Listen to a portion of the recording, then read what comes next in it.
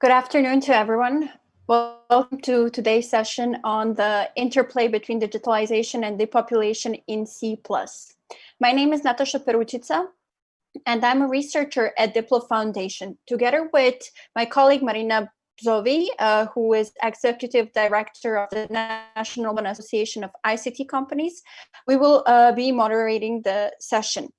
Before I give the floor to Marina, who will introduce our excellent panel of contributors, I would like to say a couple of words about today's discussion. As most of you already know, depopulation is one of the major challenges faced by C+ countries. As you can see on your screens right now, from the countries that were selected in the graph, namely Moldova, Serbia, Ukraine, and Romania, we can see that after a rise in population between 1950 and 2017, the future projections show that the decline in population for all four states. For certain countries like Romania, it even goes up to 5 million. When it comes to the population trends, not only are we seeing the move of people from rural areas to big cities, but we are also seeing trends like brain drain as people move abroad. Given that we have a limited time today, this is just a very short overview of today's topic of discussion. Now I would like to give the floor to my co-moderator, Marina. Marina, over to you.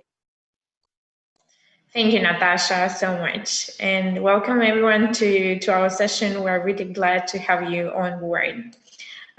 Since we would like this session to be as interactive as possible, we would like to involve you, our audience. We encourage you to use the chat to ask your questions and make any comments, which we will then share with our panelists.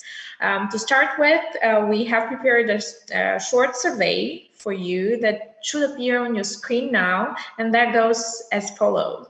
Basically, we want to ask you what is the cause of depopulation in your country, and to answer the question, you just go to www.menti.com and use the code, which is also available in the chat, but you can see it on your screen. Meanwhile, we will just add that some studies have shown that digital technologies contribute to the trend of depopulation with the centralization of digital industries most of the time in the capitals. And basically what we want to do now is to address some of the basic questions, such as how can we address the decline of and in population, what is the role of digital technology? This and many more are some of the questions that are going to be addressed today. On a side note, at the end of the session, we will hear from our rapporteur, Florina Chiriță, who will provide us with the main points of today's sessions or the main conclusions. As I've mentioned already, we have a great panel before of us.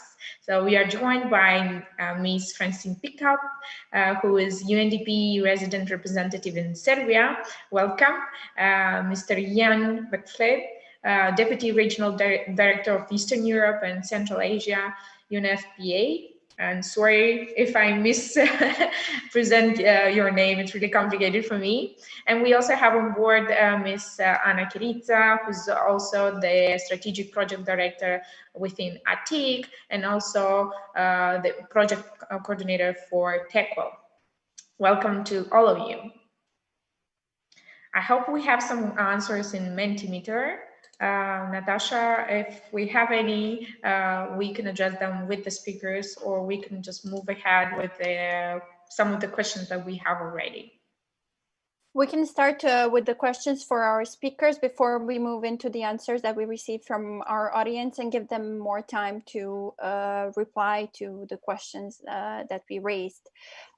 Moving on to Francine, we would like to start with you. This year, the UNDP Serbia celebrated a 1-year anniversary of your Accelerator Lab project, and the population featured as one of the topics that you addressed through this initiative.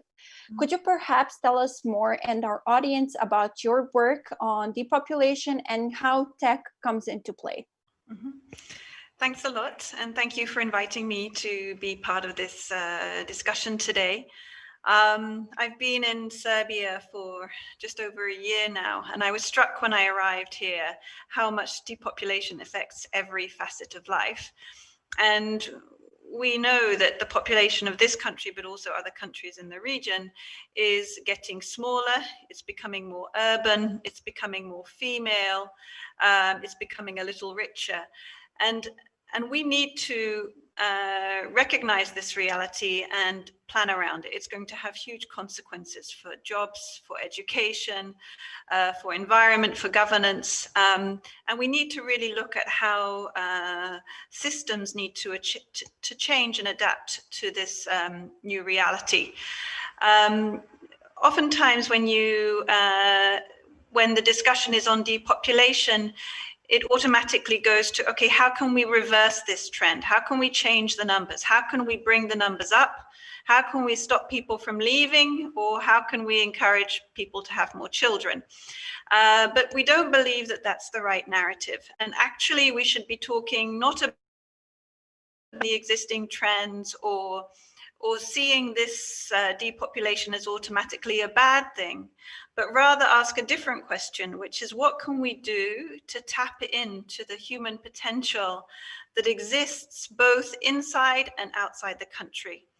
And rather than seeing this as something that we're powerless to affect, let's have a deliberate strategy to plan for this new demographic reality that is already affecting this region. So to give a couple of examples, rather than preventing people from leaving, let's look at how we can connect to the diaspora who are around in other countries.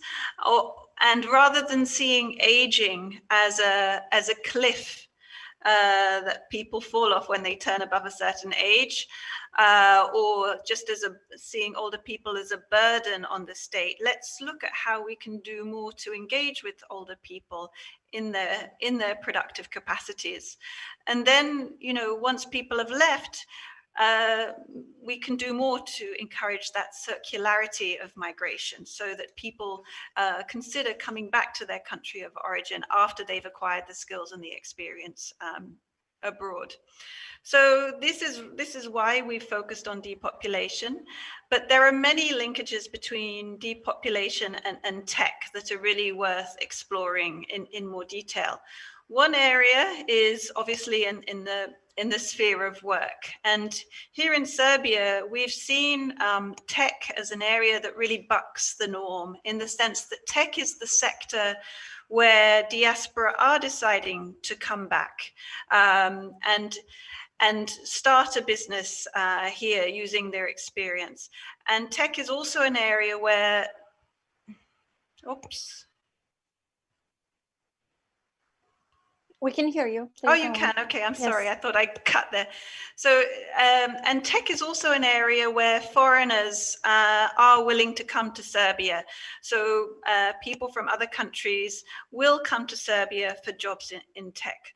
So that's a really positive development and something that we need to build on. Also, we found that during COVID times, many things have been turned on their heads. We've seen a huge number of Serbians who are working abroad decide to come back to Serbia. Actually, the number was over 400,000 were estimated to come back before the borders were closing at the onset of the COVID crisis. And now we're seeing some of these people who've come back are planning to continue to work from Serbia for their companies overseas. So one thing that we did is we started a campaign with an organization called Returning Point that works with diaspora, work from home, work from Serbia, that is encouraging people to come here, be based here, while working for companies abroad. Another thing that we're doing is we're reaching out to digital nomads and seeing how we can encourage these people to live and work from Serbia. Digital nomads are actually a very good example of positive deviance because they see many reasons for coming to Serbia: the quality of life, the low cost of living, the friendly people, the cafe culture, and so on and so on. And this really challenges common perceptions of what it's like to be in Serbia. So we are also running a campaign with Digital Serbia on reaching out to and providing digital nomads with answers to their questions on why they may want to come to Serbia. So that's on the economy work side. On the more governance side, I think a lot of tech can do a lot to improve governance, which improves the social contract, improves trust between people and the state, and again, gives people reasons to want to stay. So e-governance, improved services, improved banking services, these kinds of things are also really important in people's decision whether they want to stay or not. And would you say, sorry for interrupting, but would you say that digitization basically would help in a way or another to not only contribute to the trend of depopulation, but at the same time to keep people in their houses? Yeah, we see it that way, that digital is actually a really important tool or weapon to get people to stay. So encouraging people to connect with Serbia from abroad and giving people reasons to come back, to be part of the SME and startup sector in Serbia. We're seeing actually during COVID that Serbians abroad are perhaps for the first time in a long time considering, okay, why not come back now? The economy in the country where I'm living is not doing that great. This might be a good time for me to come back to Serbia and start up a business in Serbia. So we actually see it as a big opportunity. There's also an opportunity to work with older populations. Great. Thank you for developing on these points, and thank you for, you mentioned something very relevant, which is that the tech sector is where diaspora comes in and something that encourages foreigners to come to Serbia. You also spoke about digital nomads and digital Serbia and how the system in general needs to change and adapt to the new reality. And this is obviously something that very much applies to the tech field, given that it's very dynamic and fast-paced. And this brings me actually to the second point, even though you answered in your first question. How can tech professionals contribute to a better understanding and response to depopulation? I think people in tech play a key role. One area is on data. So depopulation is one of those issues that we do not understand. There is so little information just in terms of migration movements. It's very difficult. We did some analysis using LinkedIn data, using Google search data, so using alternative data sources to really better understand where people are, what their intentions are. We partnered with our friends at UNFPA, and we actually held a data challenge, which is asking companies, researchers, techies to come up with some different ways of using alternative data sources to better understand population movements and other aspects to depopulation. So that's one, is to provide better understanding of the situation using alternative data sources, satellite imagery, teleco data, social network data, so we can make more informed decisions to address the issue of depopulation. Another, I would say, way for people to engage is to really look at COVID as an opportunity, as I said before. So how can we engage the diaspora in Serbia's development, in Serbia's startup scene, as using their experience, using their networks and skills, and also their investment. We also saw during COVID that the e-commerce sector was completely undeveloped. Some of the more resilient enterprises were able to move online and did a lot online. But for the bulk of enterprises, they just didn't do that. And so we can do a lot more to build the resilience and future-proof SMEs by looking at how we can support digital services and moving online. And I think these kinds of initiatives and this community engaging in these kinds of initiatives really changes the images of Serbia and opens up lots of opportunities.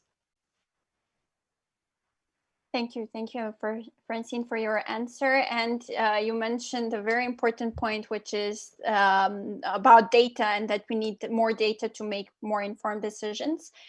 And you also spoke about your work with your joint efforts with UNFPA, which is a great introduction for our next speaker. But I will let Marina introduce our next contributor.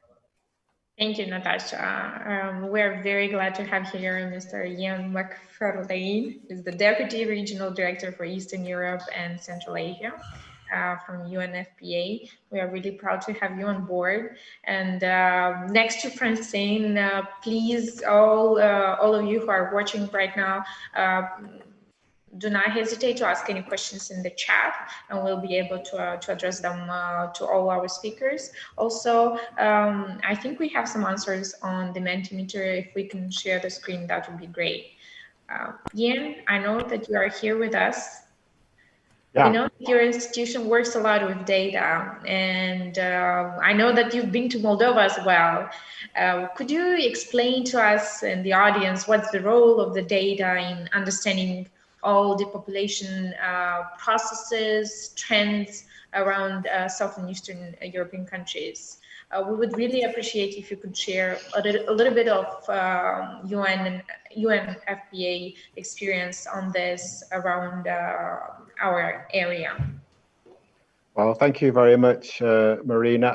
I'm not going to try to pronounce your second name, but thanks very much for inviting me. It's lovely to be in this group, and actually it's an honor to follow Francine, who set out so articulately the questions in Serbia and indeed more broadly. And yes, data is very important at the heart of some of these issues that we're talking about.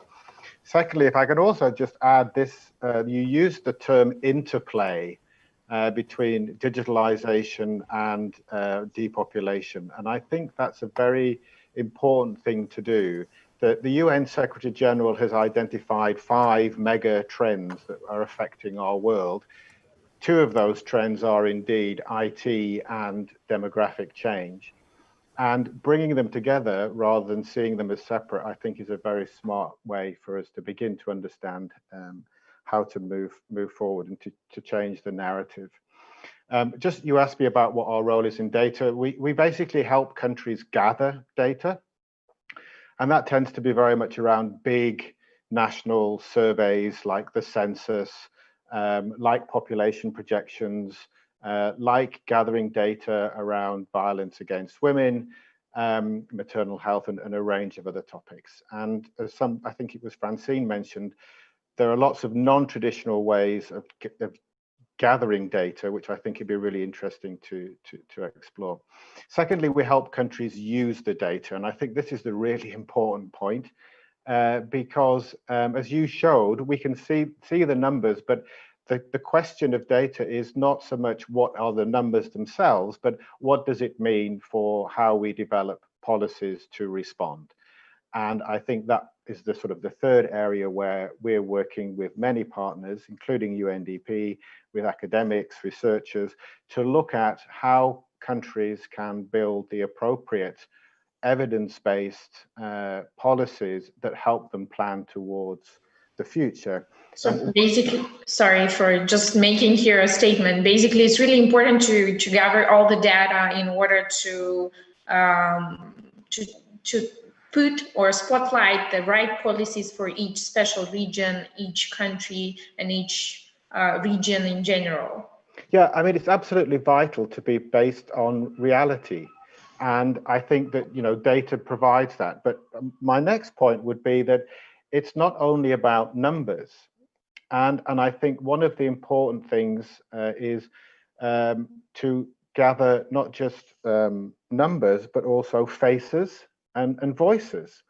And by bringing that together, by including people who may not be included naturally, who may be isolated, who may be remote, and here is a role for digitalisation, bringing more people in, including very dynamic young people, to actually shape those policies based on evidence and on what their aspirations are is really important. I think sometimes too many decisions are not taken necessarily based on solid data. So it's really, really important. But I think that's another point I'd like to just tease out a little bit, that it's not just about numbers. And Francine spoke to this a little bit too. And you referred to me being in Moldova. I was a UNFPA representative in Moldova for 4 years, about 5 years ago.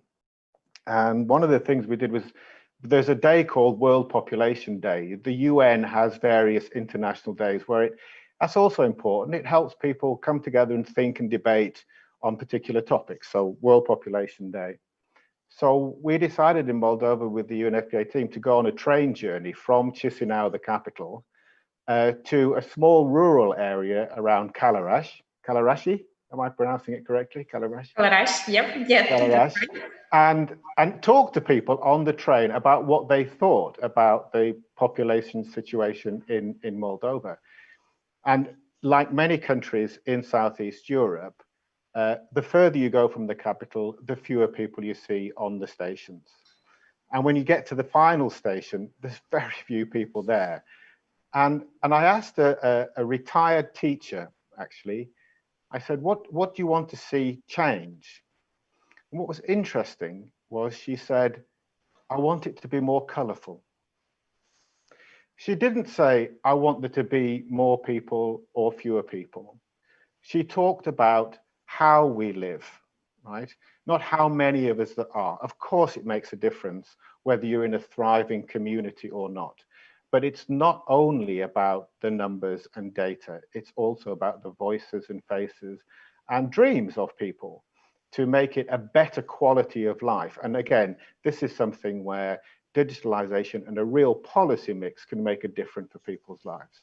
I see that you are basically touching a point what Josipa just wrote a question here, or basically asking your opinion on smart villages and rural development, or infrastructure, education, work, tourism as a component of anti-depopulation. And I know Francine also touched upon Serbian example, and maybe you guys can share your opinion on this before going further to next questions. Yeah, so it's a very, very important question. And I think that's where, as Francine mentioned, actually bringing together people with different skill sets and different knowledge can be really helpful in finding the solutions that work. And I think there are lots of initiatives around the region where that use of technology can really be powerful in helping older people feel more connected, in helping migrants transfer their funds, in helping young people get the kind of information that they need in order to be able to contribute productively to society. So I don't know, I can't give you right now a very specific example of a particular place where those sort of smart villages work, but I think it would be great to map those out and see what more can be done. And I think it's also useful because it brings a collaboration between the private sector and government and the state sector and local people. And I think that's another important dimension in the region of Southeast Europe, that we look at those partnerships and bring in the expertise. I think tech people like yourself have a huge amount to contribute. And I was quite intrigued by your opening question in the invitation to the meeting, that you seemed to think that digitalization wasn't working, or it wasn't having the effect of making population numbers go up. And I think digitalization can work. It's not only about making numbers go up, but it can work in order to make people more productive and for us to have more colorful societies, if you like, going back to what that retired teacher told me on the train in Moldova. That's a nice term to mention. Can I add on that? Just, I mean, it's very interesting, the trends that we're seeing currently. I mean, I think some of the discussion on depopulation is around what to do with the rural areas. And some people will say, you know, it's not worth trying to redevelop rural areas because it will be very difficult to make them viable with such smaller populations. And that may be the case. But during COVID, we are seeing, again, some things change. We're seeing across the region more interest in investing in rural, people wanting to move out to the rural areas because it's easier to live in rural areas. The restrictions are less difficult than in urban areas. And so there's a lot of demand, for example, in local tourism, if it's difficult to travel outside your country. So tourism opportunities, new interest in investing in properties in rural areas. This potentially could be an area for development. But it's really important, the digital is really important there, because people won't move back to the rural areas, and people will continue to leave the rural areas if there isn't that connectivity, whether they be young or old. So we talk a lot about the digital divide in UN, and we say that inequality could even be increased if we don't address this digital divide. And so what that means is that rural areas need to be connected. We need to look at investing in the human capital in rural areas. So for example, how to encourage the connectivity of older people who don't necessarily have the digital skills. But there are positive trends. I can give one example. There was a co-working space for diaspora set up in a rural village in North Serbia that became a hub for positive deviants, for techie experts and others to really come and be based in this location. So there are plenty of opportunities to change the way we see rural areas if they are connected. Thank you, Francine, for developing on the digital divide, and it actually relates a lot to a question that was asked by our audience. It particularly came from Tony Pustinen, who asked about the state of digitalization in the sea region. Could you perhaps, you spoke about the digital divide, so could you perhaps explain a bit more what is the state of digitalization in this region? Yeah, so I mean, I can speak from Serbia. There is a digital divide, and it's I mean, some parts of the country, particularly some more remote rural areas, are not connected to the internet. But I think more than that, we need to look not just at people's access to the internet, for example, but also people's use of it. So whether people are able to use and get what they need from digital services. We also need to look at, for example, delivery supply chains. So many of the services that you may be able to get in urban areas are not available in rural areas. So I think we need to address the connectivity infrastructure. We need to address education and building the human capability to use these digital technologies. And we need to make sure that it's across the whole of the country, including the more remote areas as well. Thank you so much, Francine. I think that was really explanatory, and then we can come back to the question, or maybe all of the audience can come with more comments in the chat. I would also like to introduce Anna Chiriță, who's my colleague, and I'm really pleased to have her on board as well. Anna, we have some questions prepared for you as well, and I would actually go with the question which is addressed by Bogdan Banjak. You are basically representing both the private sector and not only the private sector. I would say it's more than that. Maybe you can share your opinion on how important it is stimulating tax policy in order to make people come back, or maybe make them stay in the country that they are from. And we know that this is a problem for all Southeastern European countries. Thank you, Marina. Hello to everybody. This is a good question, but before I touch that one, I just want to sum up on some of the elements that have been mentioned by the previous, or by my predecessors who have spoken and addressed very nice issues. Definitely all of the countries in Southeast Europe face a depopulation challenge. But we all need to understand that somewhere this population is moving. So it's about probably opportunities. It's probably about the level of happiness and comfort that the people feel in a specific region, country, area, urban, rural, doesn't matter which one. And that is also related to economic development, to education and capabilities, and of course to what they're actually doing during their work, during their free time, during everything.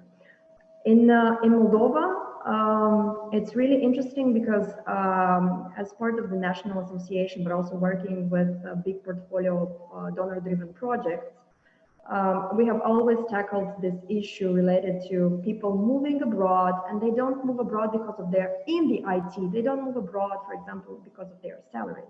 They move just because they want a better school for their children. They move because they want a better health system. They move because the roads are probably better somewhere else. If we're talking and taking this issue to a national thing, then we can address that probably these issues are common for different types of people. So we should look at the unemployment rates. We should look at the education and how we are scoring on different international, let's say, probably indexes. It's also about how we are prepared and flexible for the future, and what we are doing to empower, let's say, entrepreneurship and economic development. Again, looking at the country level, there are some interesting statistics and programs that are being implemented. We can touch upon the diaspora empowerment programs implemented by the ODIM, which is an enterprise for small and medium enterprises overall. We can touch upon the wonderful or the good legislation related to the tech sector, and particularly to the creation of Moldova IT Park. We can be very proud that it's probably, and I'm sure we can we can talk long about it. It's probably one of the best legislations in the whole region, providing a 7% flat rate to the private companies, and it's related to their turnover. We can also talk about the IT visa. So it's not only why people leave, but it's also definitely, how Francine mentioned, why people come. They should be eager to come back or new ones to come back. Basically, it's creating different elements and elements of the ecosystem where people want to be, they want to benefit of specific things, and they also want to give back. So it's a give and take thing. It's not only a request to have specific expectations. It's a mutual government to citizen and to business relationship. Also, I would like to mention that in order to face or to somehow address the depopulation, we have at least several programs that I would like to talk about. One of them is getting a more tech-oriented and a more ready for the future next generation. We have launched this year a Tekwill in every school concept, which provides the access to this year to 3, but overall to 10 online courses. And that's also due to the pandemic, so it was quite timely when we did that. We have 77 schools involved in the program for getting these digital skills. And this is a program validated by the Ministry of Education, by the private sector, and by the academia, and also by the donors. It was really interesting because it was a joint effort, fundraise money from diaspora, other donors, private sector, and donors who have believed in this. And currently, as of yesterday, we have 5,000 people registered for this first batch of courses to be provided. We can also talk about women empowerment and women inclusion, because women are part of the population, and having them stay in rural areas or not to develop their careers or having a long stay within their maternity decreases their chances of being happy and feeling self-sufficient sometimes. And that's probably not an issue just in Moldova, it's an issue all over the world. Some countries are more and are better prepared, some are less. We also have specific programs to empower women, choose better careers, but also decide on what their career should be like. Definitely it has a relationship with STEM and tech, because we believe that this is a more dynamic sector and that provides more opportunities for them, but having these skills, they can be employed in many other sectors. So we combine the digital, the tech, the entry level, the more advanced, but also mentorship and entrepreneurship support.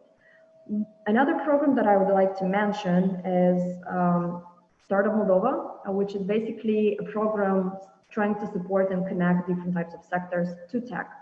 You have mentioned about digitization, digitalisation, digital, going online, whatever. With this program, we have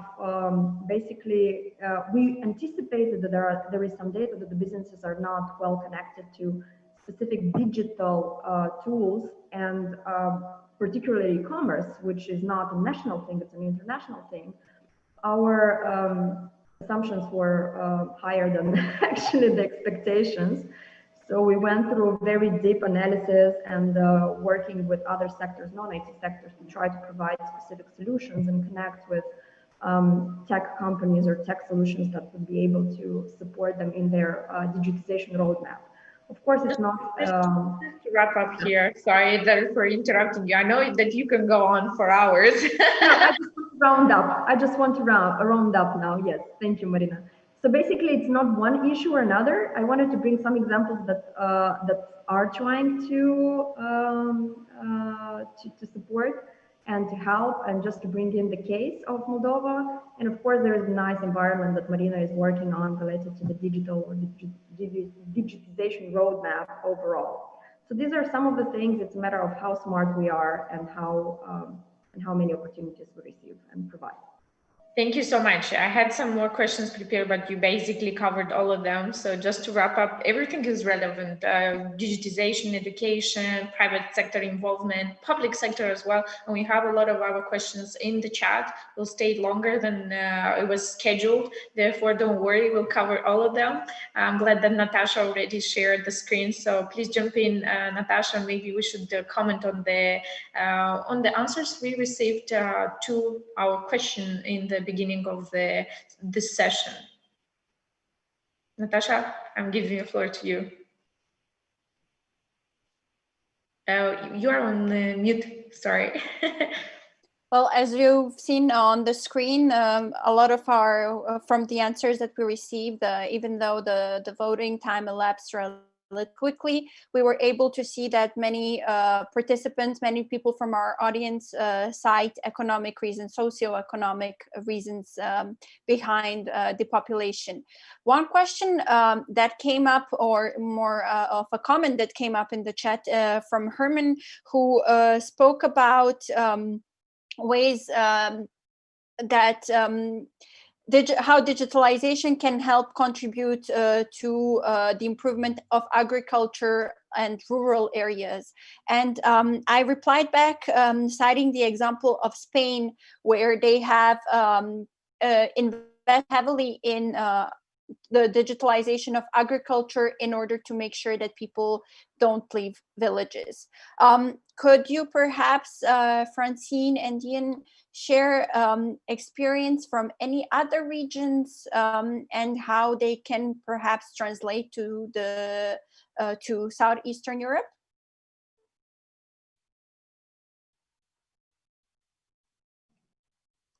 Maybe I should start very quickly and then Francine can complement, because I do think it is important to learn lessons from other places. And now that we're all in a virtual world, that's perhaps a little bit easier. I don't know.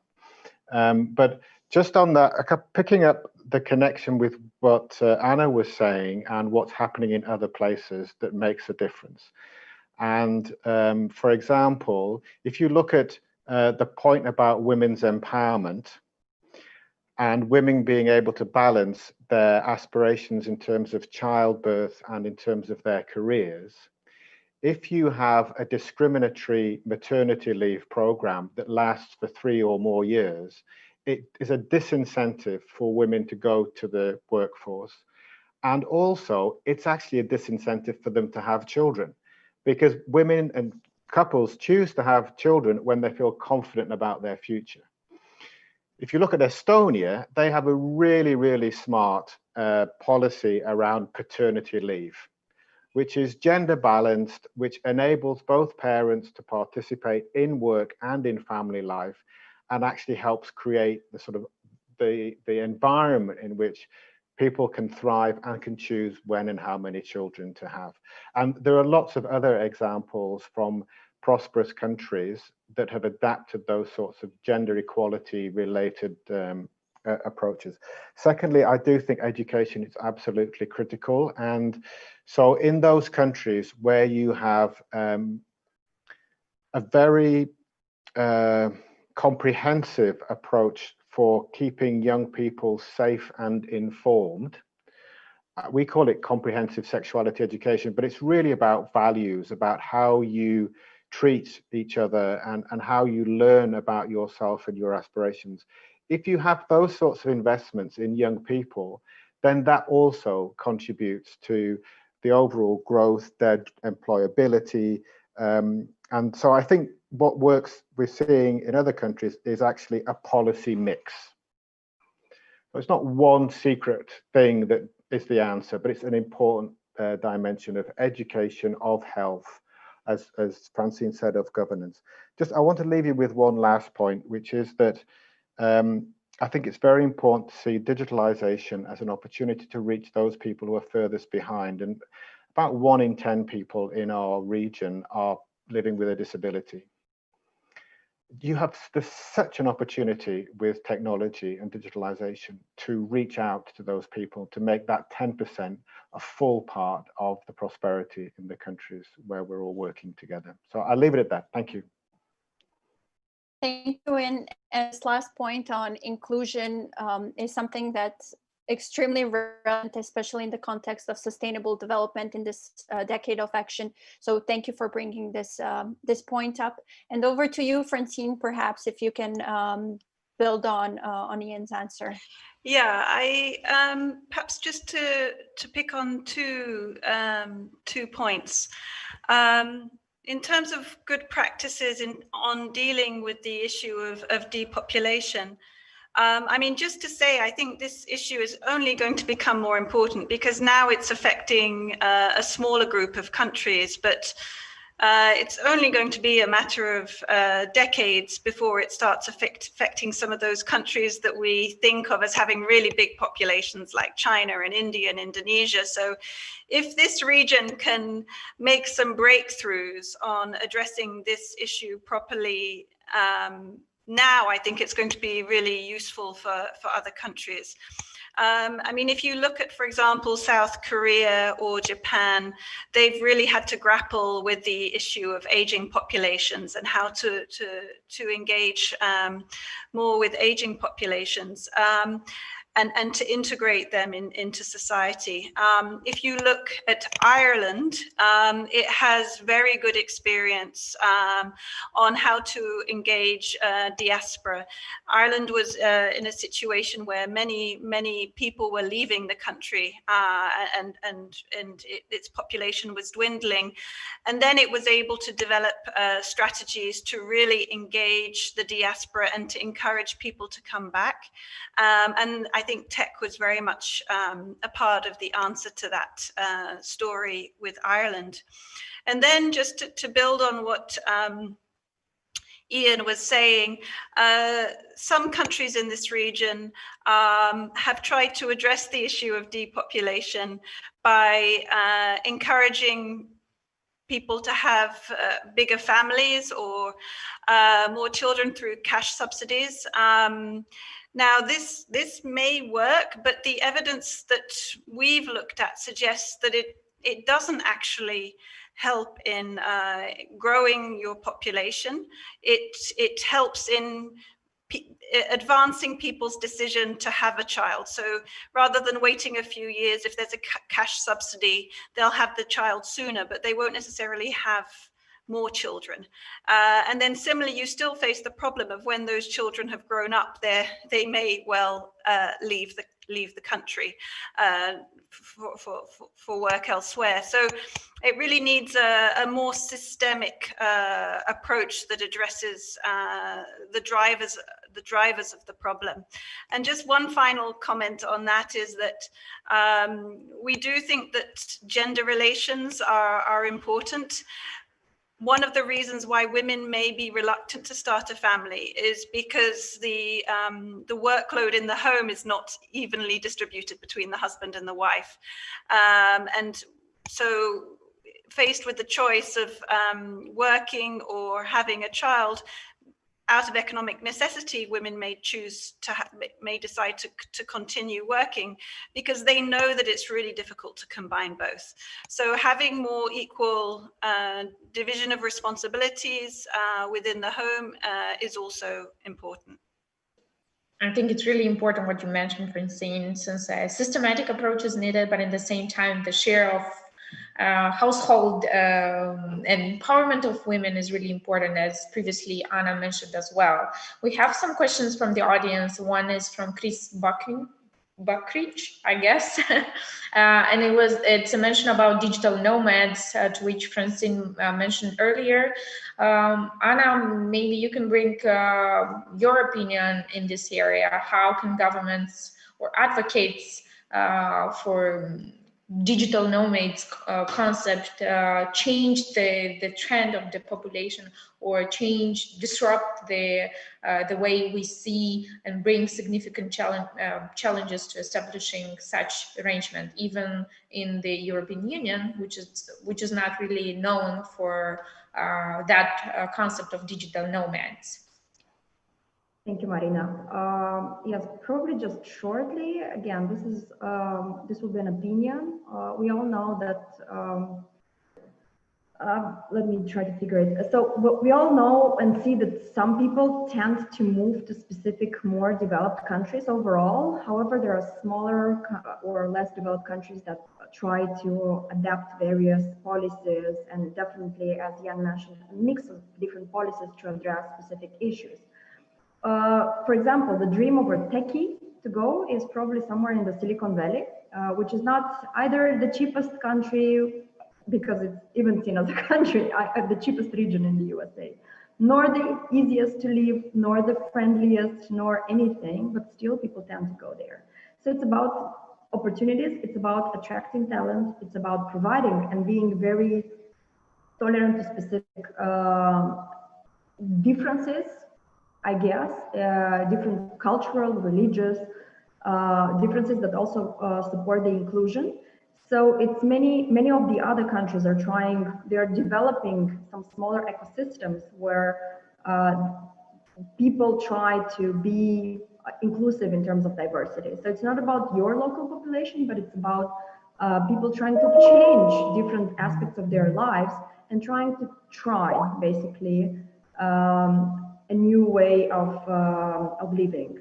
We have many people from our ecosystem that we see that they live half a year in Thailand, half a year in Spain, half a year in Germany, half a year in US, half a year in Moldova. So they basically intact. You definitely don't really need to be placed somewhere, because you're connected to the global trends and to the global infrastructure, and you can work from anywhere in the world. How do we do? I guess the challenge is, how do we do that the others who are non-tech related also benefit from the opportunities? Because once you are stable in one of the countries, and the COVID showed us very well that you are locked down, basically, how do you, or how does one be there? Because if you're a digital nomad, of course, it doesn't matter where you live. You have to have good internet, you have to put good facilities to work in. We have more and more, so from the regulation, I see that the associated regulation sometimes doesn't support the kind of digital nomad. And that's why the countries who are more open and eager to take on probably benefit of it more. That's why one of the digital nomads wants to go to a specific country, not to the other. And it's about how smart governments are and how flexible the governments are, because it's not, we can, in an ecosystem, we can wish to, but it's also a mix of different aspects that need to be taken into consideration. And how open are we as a society? Because if you are speaking a specific language and coming, for example, to one of the countries that is not necessarily, they are becoming more open, but is not necessarily open, you need to feel comfortable there as well. You need to feel safe and comfortable and have all the prerequisites. So it's not one actor or the other, but it's definitely, the governments are going to be smarter and more flexible. As for example, Jan brought Estonia in. As an example, Estonia is winning in that sense of digital country, and you can even be anywhere in the world and be a citizen of Estonia if you wish. Thank you, Anna. Thank you so much. We have a hand up, so I'll go ahead and unmute Josipa, but please keep it short because we need to jump in a couple of minutes to the next session, and we still have some questions to ask, which I'm afraid we won't be able to get to them. So, Josipa, you should have the floor now, please.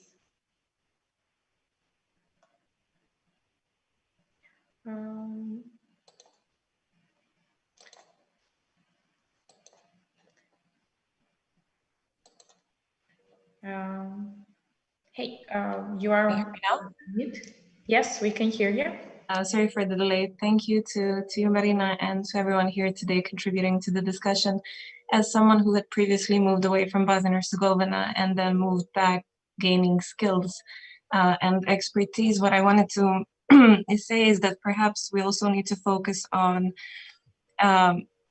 updating sometimes outdated schooling systems and providing also online opportunities for education when we have such grave changes in the world and we need to just follow them. We've seen that kids in Sweden are learning programming from the first year in their primary schools, and we are sometimes just lagging behind. And given the fact that we have 55% roughly, according to the UN, of people still living in cities, in urban areas, we still have almost half of the world population living in rural areas, which is why I raised the question of smart villages. So I just wanted to bring the focus back to education for a second. Thank you very much.